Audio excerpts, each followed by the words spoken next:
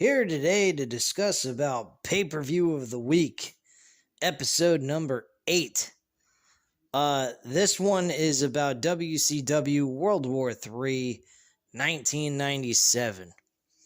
My thoughts on this show was, outside of maybe 3 matches, the tag team titles, the Cruiserweight Championship, and the United States Championship. The United States Championship had a poor ending, but overall that match was still good regardless of the ending. The ending kind of killed it for me, though. Were the only things on this show that was relevant to me or even worth going back and watching. The rest of the show is very skippable, including the 60-man Battle Royale that is a representation or a copycat of the Royal Rumble. And boy, is this a terrible fucking representation. I mean, we always complain about WWE's ideas, rules, and stuff like that. But Jesus Christ, WCW with this Battle Royal they did made absolutely no fucking sense whatsoever. Let me explain why. The rules of the matches, they have 3 different rings, 20 superstars in each ring, except for one superstar, which is the 60th superstar, they leave out to the very end. Why they did it, I have no fucking idea. It made absolutely no sense whatsoever. And on top of it, the way to be eliminated is you can be eliminated in any fashion. So, if you went underneath the ropes, you were eliminated. If you went through the ropes, you were eliminated. If you got eliminated over the top of going over the ropes, over the top rope, you were eliminated. That don't sound like a battle royal to me. It sounds like a clusterfuck of people being thrown into a match so they can go rapid speed ahead to the final end result. Folks, if there's anything we have learned lately in the last couple of years, is the quick fix, the quick ending to any match usually makes the entertainment value of it to be completely poor. The reality of this all is that this match should have had people being thrown over the top rope. That's it. Plain and simple. And they could have easily done this and still done it in a quick fashion, but did it in a credible way. What they did here, fucking terrible. So the rules of their version of a Royal Rumble is fucking horrible. I mean, you thought 2022's Royal Rumble match was terrible? You ought to go ahead and watch World War III. It makes that fucking... That Royal Rumble itself look great. Because the ending, which I'll get into later on in this video, will shock the hell out of you and make you feel like, wow, these people are dumb as fuck. So I'll get into that when we get near the end of this review. But to kickstart things, we had Glacier and Ernest Miller going up against the Faces of Fear. And this match absolutely fucking sucked. I literally could not stand this match, actually, at all. So, the winner of this match was the Faces of Fear were the ones that won this match. And folks, I did not care for this match. It was very skippable. I barely paid attention to any of this. This match was a 1.5 out of 5 stars. I did not give 2 flying fucks about this match whatsoever. This was trash beyond belief. The next match was Perry Saturn as the WCW Television Champion, defending the title against Disco Inferno. Now, anytime you say the name Disco Inferno, you know for a fact you're going to get shit match anyway, because Disco Inferno was not all that impressive in the ring to me at all. He didn't entertain me in any way, shape, or form. I didn't give a fuck about him, and I barely paid attention to this match. Perry Saturn technically was the one that helped this match, was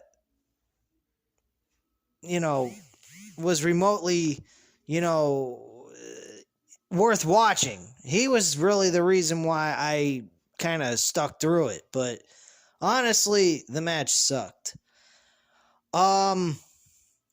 Perry Saturn, of course, won this with the Rings of Saturn and walked away still the WCW television champion. This match, I will give it a 2 out of 5 stars. It was a bit of improvement than the opener. I truly think that the opener should have been the Cruiserweight Championship, giving the show a hot start of adrenaline, but unfortunately that was not the case at all. They were placed closer to the main event, which I was a bit surprised, but with the action that took place, this pay-per-view kind of needed it to give it that adrenaline rush just to start off the pay-per-view, but they didn't go that route. Not that it matters now, because it was made in 1997. It's almost 20 years ago, or 30 years ago, excuse me. I'm going a little backwards here. Anyway, it's past 20 years. But honestly, this match wasn't all that good either. It was real trash. The next match was Yuji Nugata, a former, well, not a former, but a legend New Japan Wrestling performer, went up against Ultimo Dragon. Sonny Ono was in the corner of Nagata. This had some kind of storyline build, but it wasn't a major importance on Nitro at all leading up to this pay-per-view event. I actually did watch the episodes. I watched them in chronological order every once in a while, and I was watching the lead up to this pay-per-view, which led me to want to do this as the pay-per-view of the week for this series. And there wasn't a whole lot of build going on during this lead up to the pay-per-view all that much. I think there was some kind of build going on in the month of October as well, before Halloween Havoc. So I think that is where all this was leading from, was from October bleeding into November. But bottom line, I mean, this was a good match. I'm not going to deny them of that. Nagata actually picked up the victory here against Ultimo Dragon. But it wasn't all that important. It could have been on a Nitro episode. Truthfully, it really didn't belong on the pay-per-view itself.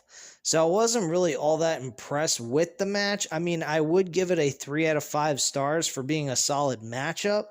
But if you were to go back and watch it, I don't know if I would take the time to watch it back again. But as action goes, it wasn't all that bad. It actually went over 10 minutes. It was like 12 minutes and 35 seconds from what I believe, from what I saw on Wikipedia just now. But honestly, I think that the match was okay. It just really wasn't a pay-per-view type match needed on the card, personally. But it is what it is, you know. The next match after that was the Steiner brothers defending their tag team titles against Steven Regal, now known as William Regal, of course. He's been William Regal since he went to WWE. And David Taylor was his partner. They actually were tag team partners in WWE at the time. I think it was in 2006 or so. Possibly. I think it was during the time Booker T was King Booker. So that might be when David Taylor came into WWE around that time, so he could be a tag team partner with William Regal. I might be wrong about that. I have to go back and watch it, but I do believe that was the case. But if it wasn't, oh well, no big deal. But yeah, I do believe that these two were a tag team in WWE during 2006 at least. But yeah, this match was not bad for what it was. Steiner brothers worked very well, Regal and David Taylor. It was a short match. I think it deserved a little bit of a longer run time. To to be quite frank with you guys, because there was another match on this that did not belong on the show. Also, is Steve Mcmichael versus Alex Wright, which I don't understand why the fuck that was even on the card to begin with. But they were originally supposed to have Goldberg show up. He got attacked from behind by Steve Mcmichael. This all happened later on in the show, so this wasn't right after the tag team title match.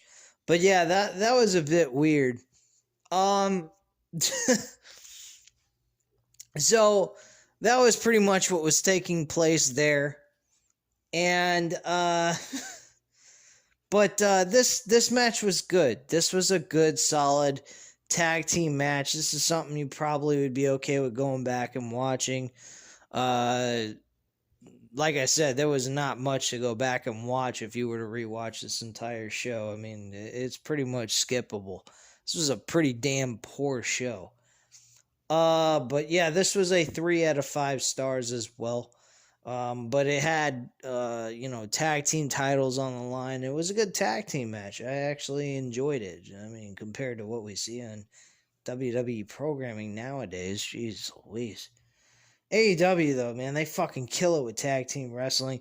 And Impact Wrestling, folks, man, like I said last night, after I got a chance to fucking watch the event, they did a pretty damn good job with their tag team show. It just... That fucking match, though, was way, way too long for me, man. I had to skip through some of it, so I didn't watch the entire thing of that entire tag team match. But that really took up most of the moving into the second hour before they went to the final 2 matches.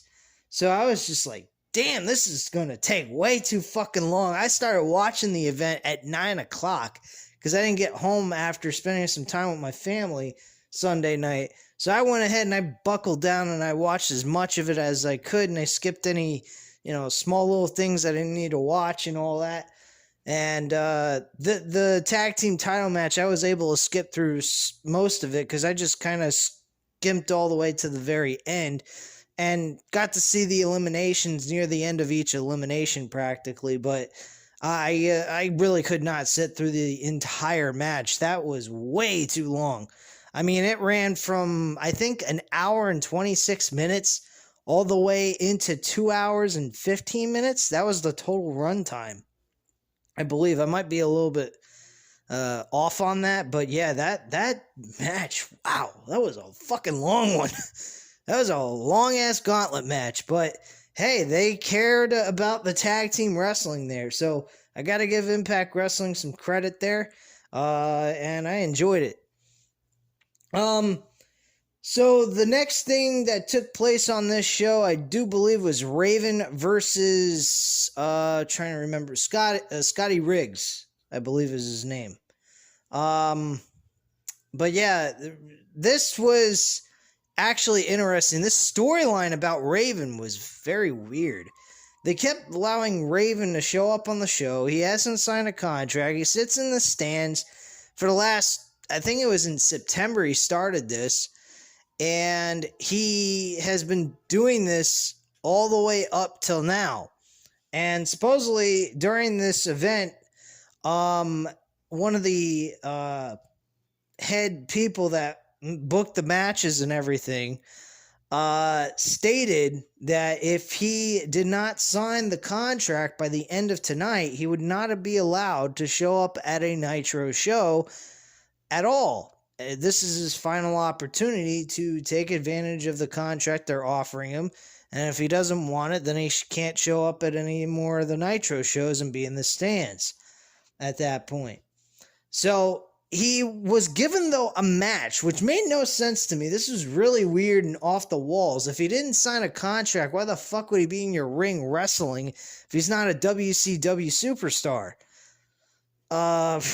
Made absolutely no fucking sense to me at all.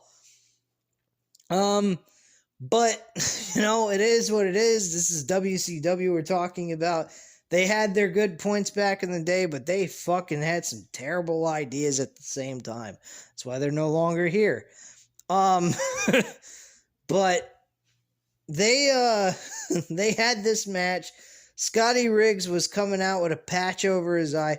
I don't quite remember why he has a patch over his eye. I think he got his eye poked out or some shit by the Flock, which is Raven's own faction. He had Billy Kidman, Perry Saturn, and two other people I'm not very familiar with, but he had them part of his Flock, which eventually became pretty decent in the mid-card portion of the shows for Nitro, for the most part. But as time went on, Goldberg fucking demolished. Goldberg demolished Raven for the United States Championship in early 1998. So for about a couple of months, they had a good run in the mid-card, and then Raven just pretty much got his ass kicked. So that's pretty sad. Anyway, Raven did beat Scotty Riggs with two DDTs that were technically his finisher that he usually used in his matches to win. And there was an interesting thing. He kept trying to recruit Scotty Riggs. He was also doing this a couple episodes leading up to this show.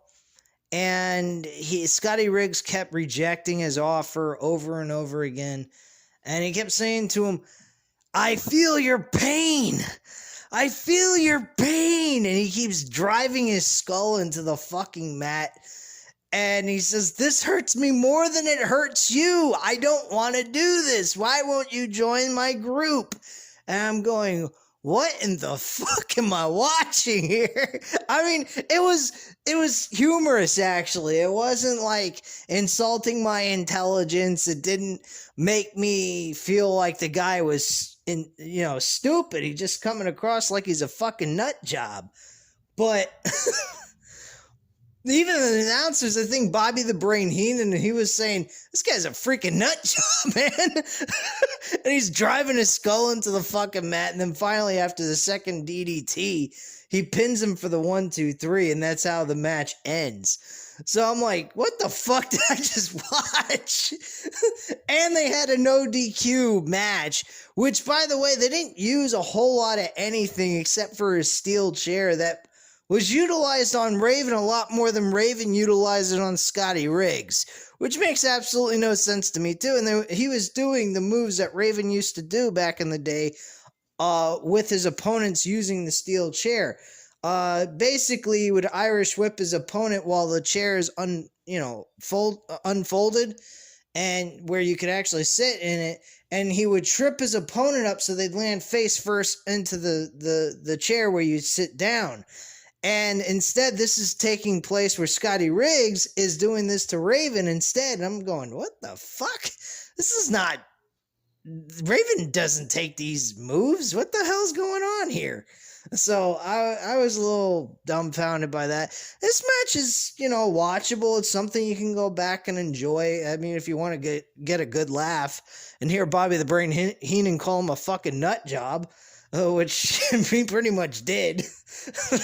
It was all right for what it was, but I mean, again, this was not a match that is noteworthy as a pay-per-view match. This could have been on a Nitro as well.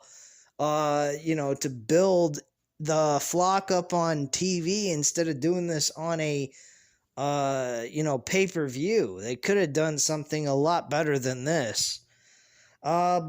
But hey, it wasn't a terrible match, like I said, but still, this did not belong on a pay-per-view card. This match, I'm gonna give it a 3 at least. It was kind of fun to watch. I did keep my eyes on this match. It didn't make me feel like I was bored out of my mind. But bottom line, this match did not really need to be on the pay-per-view. Next match after that, I do believe the next match after that was Alex Wright and Steve Mcmichael, the former Bears defensive end or defensive lineman. And this was stupid as fuck. I just did not care about this match at all. This was terrible. It only went 3 minutes and 36 seconds. And Steve Mcmichael won. Originally, Goldberg was supposed to face Steve Mcmichael. And the weird thing is, Goldberg was playing a heel role when he first started. He got a couple of wins, and then he just, started attacking Steve Mcmichael from behind multiple times. And then all of a sudden we stopped seeing Goldberg perform in front of an audience, which I think he was off television for like 2 weeks, I think. And then they announced this match to be taking place. I mean, he did make 1 or 2 appearances leading up to this pay-per-view. During the time he wasn't wrestling in the ring, doing those quick matches he usually does. But, I mean, you didn't even know this match was going to be taking place, technically. And it was really fucking weird. So yeah, Goldberg got knocked out by Steve Mcmichael. I believe that Goldberg and Steve Mcmichael have their clash at Starrcade, which I think would have been the appropriate place anyway. So thankfully, they made a audible on this. So I'm totally cool with the idea. It's just that this match really didn't... This wasn't a match. They should have just declared Steve McMichael the winner, by count-out type of thing. So it wouldn't really technically be a win. It'd be like just a canceled match in a way. But they didn't go that route. They went with Alex Wright to fill in the time frame, I guess. But it wasn't much time. They only worked for 3 minutes and 36 seconds. So I don't know what you can say about this match. This is like a 1 out of 5 stars. This is fucking terrible. Not even a match I would even go back to care to even watch.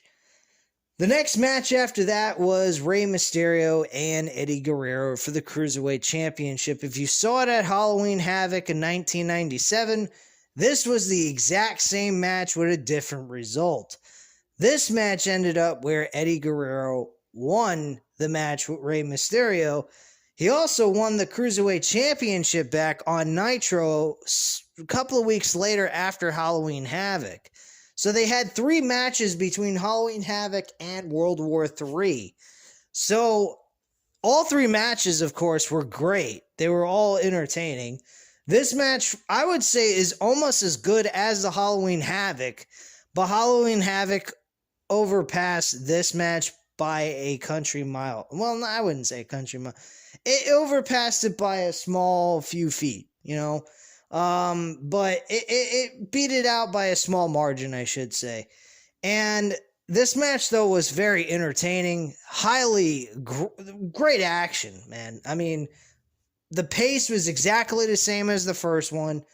The overall, the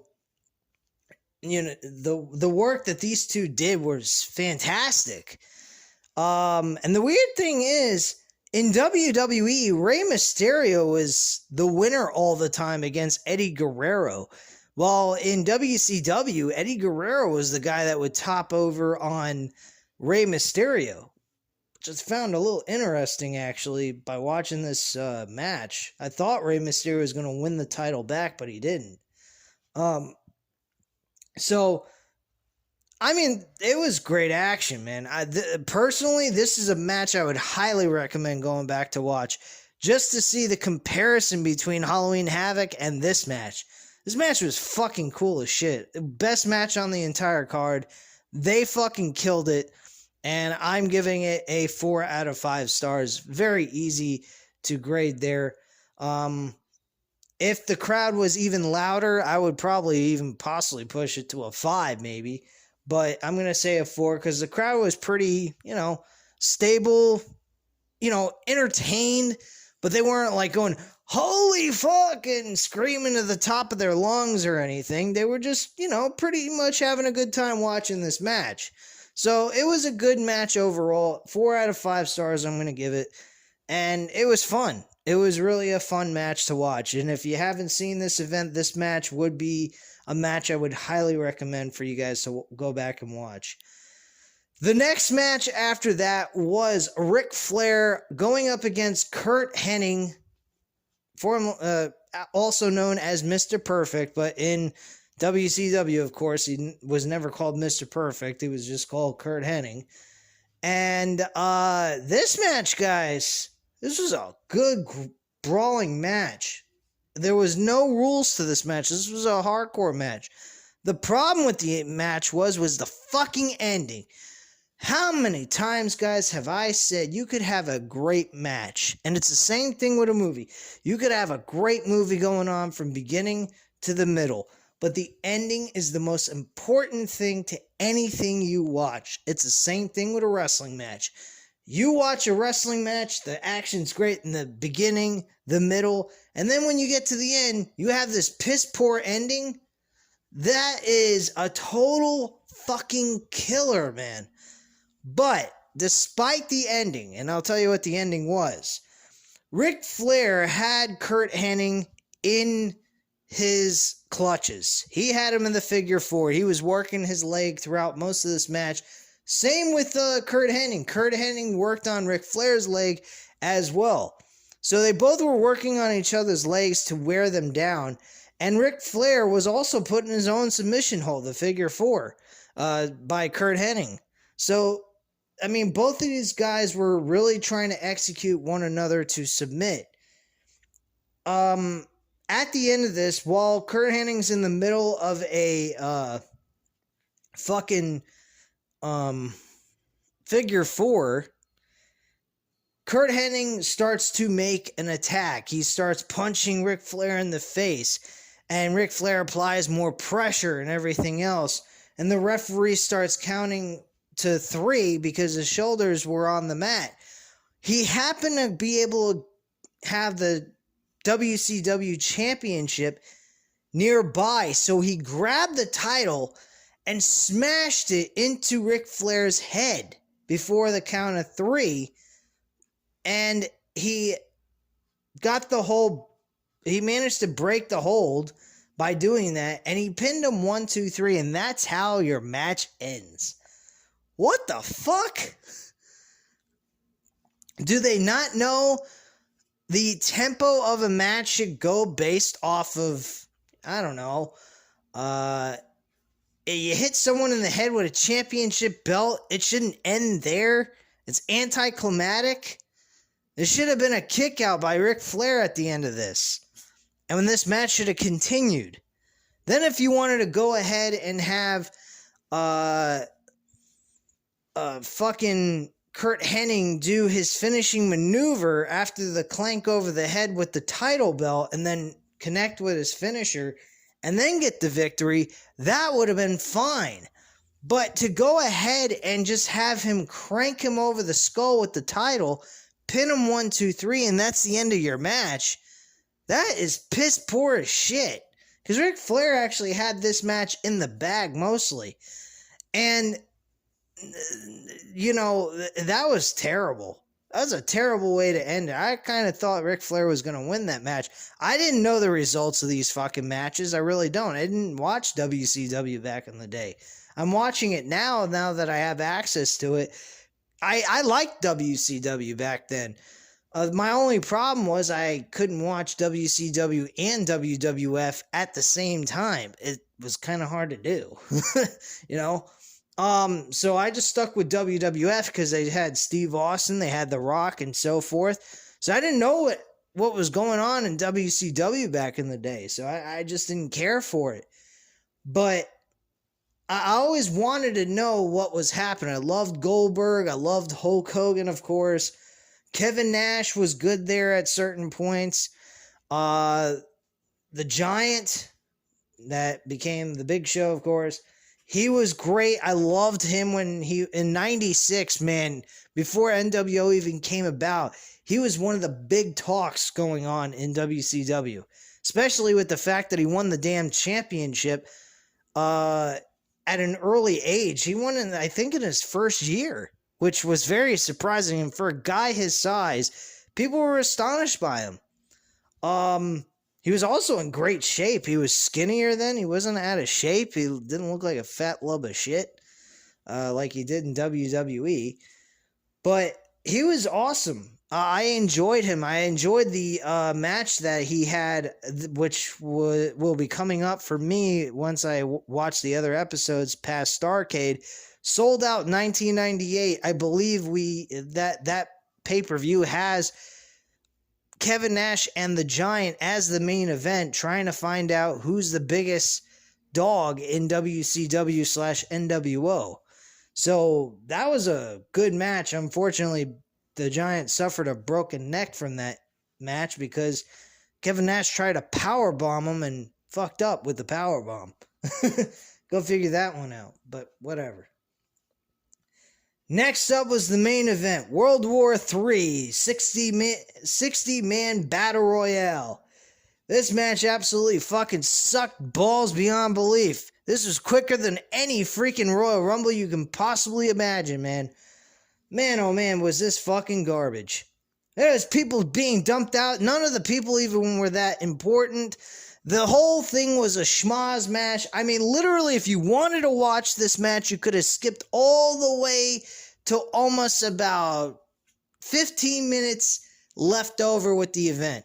By that time, you would have like 12 guys left over, or actually about 4 guys from, no, 6 guys from NWO, 6 guys from WCW, and then you just have them all collide in one ring, and that's how you watch the rest of the match, and that's how the show would go off the air for you.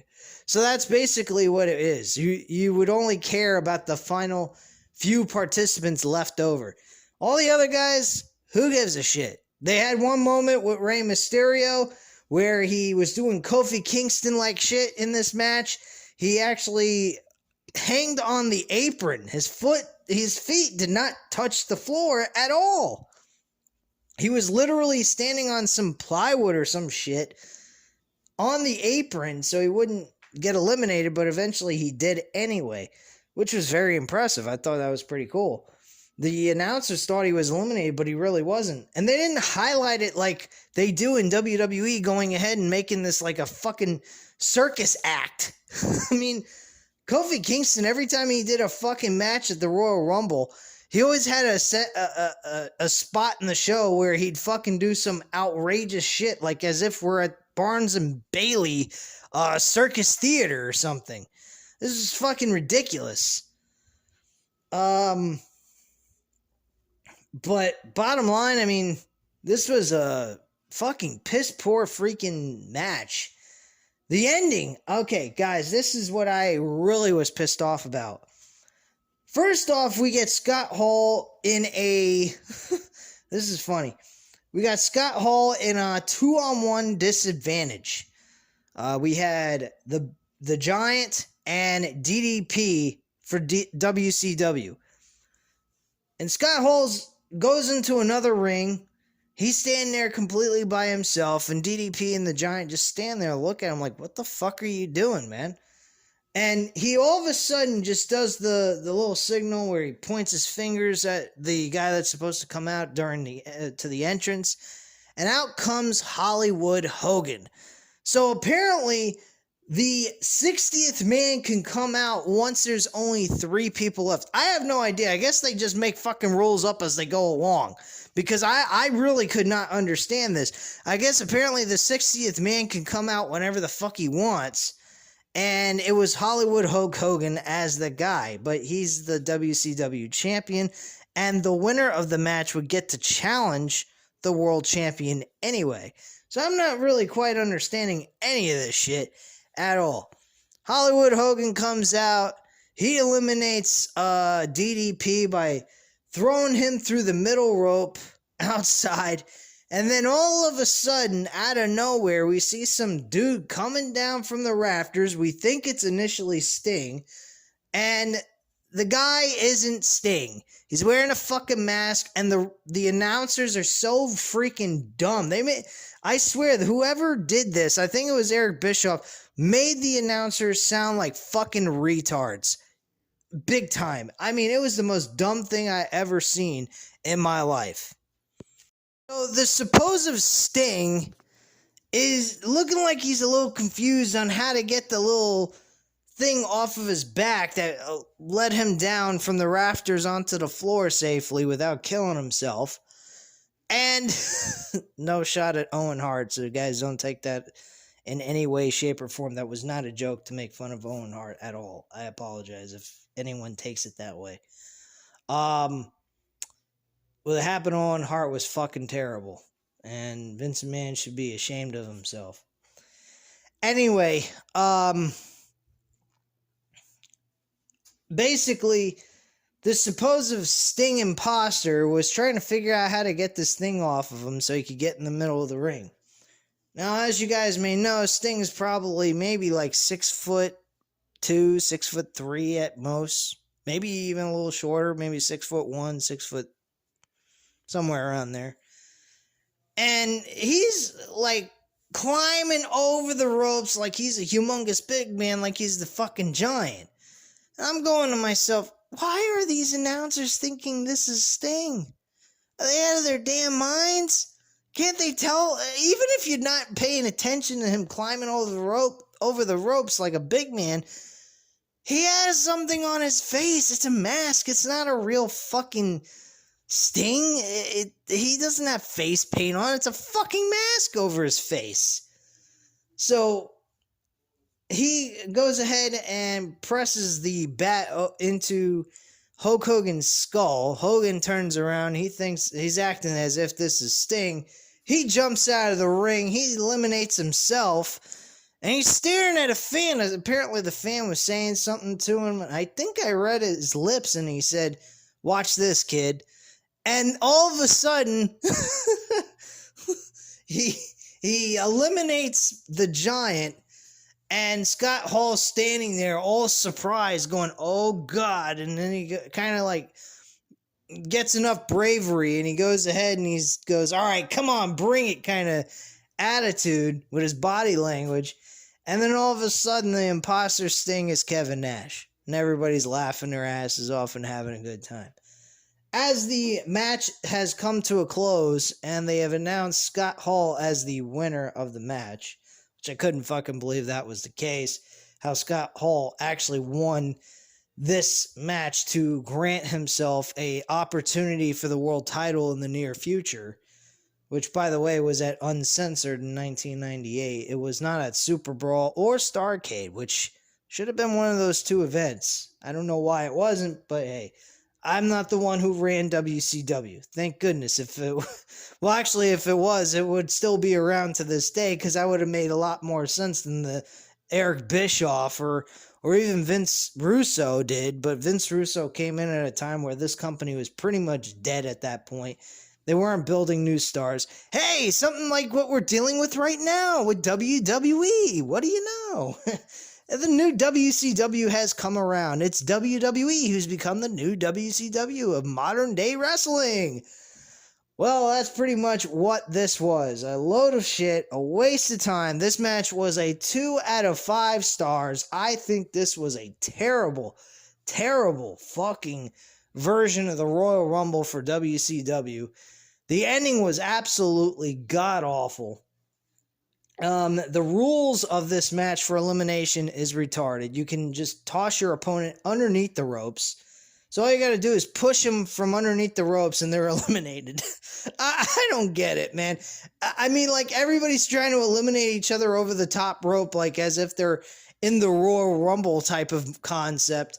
And yet they're not, they don't have those kinds of rules and they're all doing it the hard way. What a bunch of fucking retards. I'd have just thrown people left and right through the middle of the ropes and been done with it. And hell with the crap. I mean, what a waste, man. But yeah, this was a 2 out of 5 stars. After the match was over, the NWO went ahead and attacked Hulk Hogan. They attacked DDP, beat the living shit out of him. Hogan connected with a diamond cutter on DDP. And that was the end of the show, and that's pretty much how the show ended.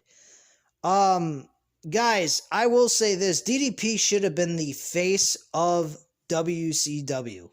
Bottom line. When they were making a transition, one of their super duper stars that should have been the face of the company during that time when they should have been making transitions to new faces to being in the main event spot, it should have been DDP as one of those people. Most definitely. Another guy that should have been there was Eddie Guerrero, Chris Benoit, Dean Malenko, I would even say Dean Malenko, you could have put him in there for one title run.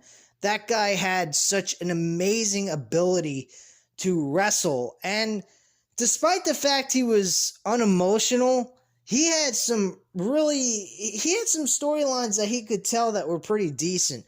Especially when he was in a losing streak. I believe this was taking place in 1998. He started having a terrible losing streak going on, and then eventually kind of busted down and kind of faded away at that point.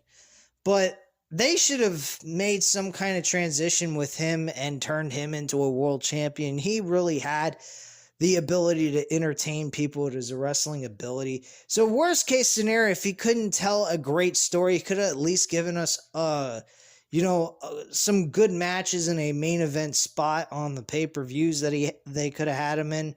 But unfortunately, never connected with that at all. Kevin Nash, I would have transitioned him to the main event scene eventually as well, which they did. But they didn't give him any meaningful title reigns. It was fucking pathetic.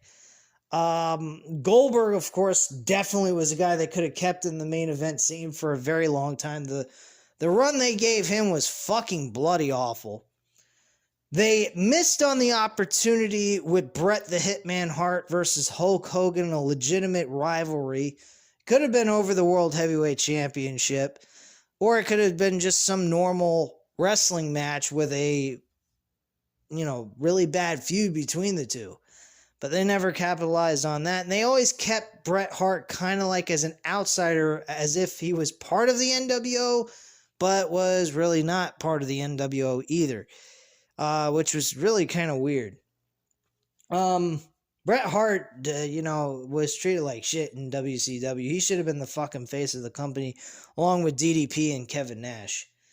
Those were the three guys I would have put there, and then you'd have Chris Benoit and Eddie Guerrero kind of push their way in later on. Jericho was another guy. I almost forgot about him. Chris Jericho should have been one of the top guys in that fucking main event scene, man. What they did with him was fucking... They really had the talent to show wrestling can go ahead and utilize smaller guys and make them into mega stars, regardless of the fact if they weren't super large in size and muscle and everything. Because Jericho, man, even back in those days, he was great. The storyline he had with Goldberg building up in 98 was excellent, but they never capitalized on what they could have gotten out of it. I thought that was terrible. But yeah, those are some of my thoughts on WCW and their demise, and where they kind of messed up. There's so many other opportunities they failed on, that the list could go on. And it's the same thing with WWE now. WWE has the talent to really capitalize. Finn Balor being one of the biggest sore spots I have ever seen in this company. He was definitely, when they had him win that Universal title in 2016 at SummerSlam, that match was great. That was actually the best match on the entire show.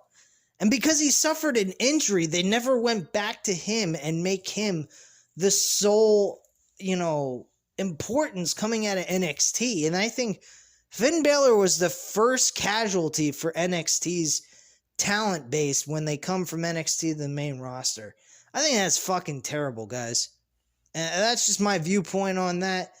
And I think, Vince McMahon, he views things like, you get an injury when you're in the important spot being a main eventer, you're not worth going back to putting in the main event.